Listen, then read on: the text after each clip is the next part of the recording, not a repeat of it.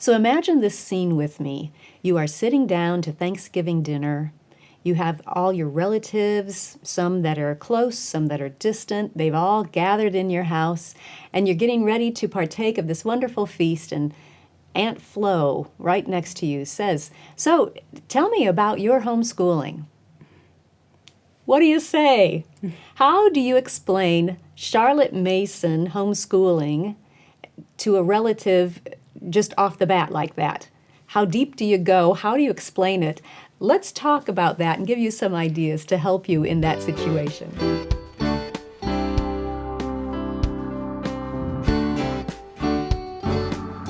Welcome to the Simply Charlotte Mason podcast. I'm Sonia Schaefer. Today we want to talk about how do you explain something so deep and so rich as a Charlotte Mason education and something so different. How do you explain that to relatives who are inquiring? Joining me for this discussion is my friend Amber O'Neill Johnston. Amber, have you ever encountered a situation like that?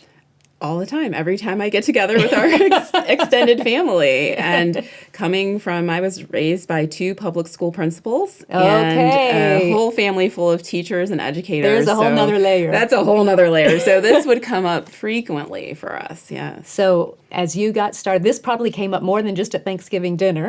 So yeah, how did you approach it?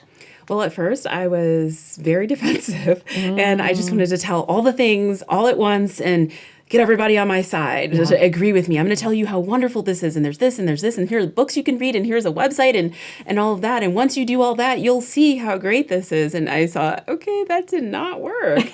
And I think I learned to pace myself, that I'm in relationship with my relatives for the long haul, and that I don't have to explain every single thing. So I start with something light and tell a little bit about some of the ways we spend our days, and over time, more and more unfolds. I think that's wise. When someone asks that question, especially if it's a distant relative whom you don't see very often, one of the first things you have to do is assess what is their interest level. Are they just making casual conversation and they're hoping for a 2-sentence answer? You know, like, how's the weather been? Type level? Or do they really want you to dive in and go deep? So I guess assessing their interest level would happen by, as you said, give them a little bit and wait and see how they respond. Right, because they might be like, oh, that sounds great. Or they might be like, well, how do you do that? Or, well, wouldn't it be better for them to get that at school? Or anything that they may ask as follow-up questions. But if they don't have any follow-up questions, it's like pass the pie. Then, okay, I can hold back on all of my other ideas, or maybe for another time. So let's talk about, as you give those first couple of ideas, how do you present it? I know Charlotte talked about we don't go on the attack. We simply state our philosophy and practice, and we don't attack the other person. How have you put that into practice in those initial sentences? Yes, I think in the beginning, I thought the easiest thing to do would be to compare and contrast to help my family really understand the differences with the Charlotte Mason education. But I realized that every time I contrasted we do this, while at school they do this, or traditionally these things are done, I was not only attacking in my family their careers and their kind of life calling, but also the education they had received and what they had given me as their child. True, yes. And so I think that causes people to become sensitive and feel attacked. And so I think since then I've learned to lead with what we do versus what we don't do as much when it's comparing it to what someone else may have experienced. So for instance, I talk about living books. But I leave out the part like, as opposed to those dry textbooks, or, I talk about this idea of spending time in nature and what we do there as opposed to versus canceling recess everywhere. You know what I mean? So I stay positive and state the affirmative and let them infer some of the other things. And I think, there is some contrasting that needs to happen to fully understand it, but it doesn't all need to happen in every conversation, especially not the early ones. Yeah, that's a good point. The rest of that quote that Charlotte Mason said about state your theory but don't attack is because when a person is on the defense, their minds are not open to new ideas. It's true. So yeah, especially if your parents or other relatives are in an educational profession. Yeah, for sure. It feels very attacking. Now, Yeah. did you actually say we use living books? Yes, I did. I said use living books, and they're like, "Well, what are living books?" And then instead of working harder to define them, I defined them first, like totally different than what we use. I mean, just not really thinking fully toward what I was saying. That what I was saying had more. It was more than just communicating what we do in our home, but it also was saying that it's the opposite of what you do and what you did with me and what was, you know what I mean? So I think there has to be some sensitivity there. I also think as we think of who we're talking to, close relatives, for us, it's grandparents, I give a lot of latitude to in terms of patience. I think that when I dig deeper, when my parents were like, "What are you doing?" And You're ruining my yeah, grandchildren. right. Yeah.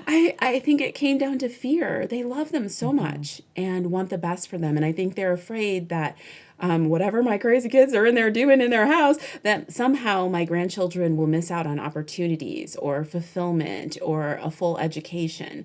And to have someone else love your children that much that they have thoughts about their future and sometimes worry, I think is a gift. So I had to step back and say, these are my parents, these are my in-laws. They love our children so much. And rather than trying to get frustrated, and rather than becoming frustrated with their care, I need to take patient time to let this unfold for them. So, what did that look like for you, this patient unfolding? Was it just more, let's go have lunch so I can dump some more information in your ear? Or how No, did you unfold that? That was not working, right? Because I realized I've had years to explore this, to learn, to read Charlotte Mason's volumes and talk through them with friends and conferences and podcasts. And so to come to someone and expect them to fully embrace it over tea one day can be difficult, right? And so for me, one of the things I did is invite them in. So rather than tell you about the walks we take, I'm like, would you like to go on a walk with us? Rather than tell you about the handcrafts and handicrafts that my kids make, they would give those as gifts. So they would see firsthand. And sometimes we would even read books based on things that I knew really interested, particularly one of the kids' grandfathers is really into certain aspects of military and war and things like that, so that my kids could talk to him about it. And he was impressed. He was like, wow, I don't expect kids to know this about this. And I was just like, these are great living books that they read that really gave them a relationship with this thing that you love. So I feel like that has been singularly the most effective idea, is inviting them into our world so that they can see and feel a living education, a relational education for themselves rather than just trying to describe it. I love those ideas of reading about things that the grandparents are interested in, and do the handicrafts and nature walks. What other ways have you been able to show rather than tell? Yeah, one of my favorites, when I was dating my husband, my father-in-law made a reference to a poem I was not familiar with. It was called Trees, and he said, this is my favorite, all-time favorite poem. And, I'm dating his son, so I took a mental note. And years later, I added that into our recitations in the morning, and my kids learned that poem. And the next time we saw him, they excitedly ran up and started reciting it. And he was so touched by that, I think. And he's since passed away. So that is a memory that we have. But I feel that we won him over with our sweetness. But so I think that sometimes relatives, you have to balance between being patient and being protective. So if they need more time, maybe work harder to bring them into your world. And if they're being truly antagonistic, then your first responsibility is to protect your children. That's a good point. Yeah, we should not assume their intent, Right. but we need to be prudent. Definitely. We need to be wise in our dealings with them, but always, as you said, patient and know what our intent is. Right. That we are not going to attack. Yes. We are just going to state. And as we state, I want to bring up one more thing. You used the term living books. You used the term form of relation. Were the relatives able to understand those? I usually think of those as that's CM jargon right there. Those are terms that we use in the CM world, but other people might not get it, or they kind of look at you funny. It's Yeah. like living books. Here they go Hello? again. What's this? Yeah. So talk a little bit about how much CM terminology did you use? And maybe it was a process. As you went over time, you could throw in a little bit more. Talk a little bit about language. Yeah, I think it's better to speak in language that the listener can understand because our number one goal is to communicate. For me, it really comes down to how comfortable I am and how deep I think this conversation is going to get. So for living books, my mom immediately said, "What is that?" And it was really easy for me to say the kind you don't want to stop reading. And just that, of course, there's so much more to it. But right away, that set a stage for her that she understood enough for the conversation to continue. And there are other times, my kids are like, "Oh, I'm going to narrate. And she's like, "What are the kids talking about?" And I told her, I was like, "Well, when he was in here the other day telling us all about that movie and every single detail," and we were like, "Okay." I was like, he was narrating what he had seen. In this case, they narrate what they read. And she's like, "Oh, wow." She's like, "So it's kind of like a quiz." And I'm like, "Nope, not like a quiz at all." But we get there and we have fun with it. And I think for me, it's not becoming defensive because sometimes people are like, "Well, I don't understand why that's important." And you want to be like, they're questioning me. But I still remember, no, they're loving my kids.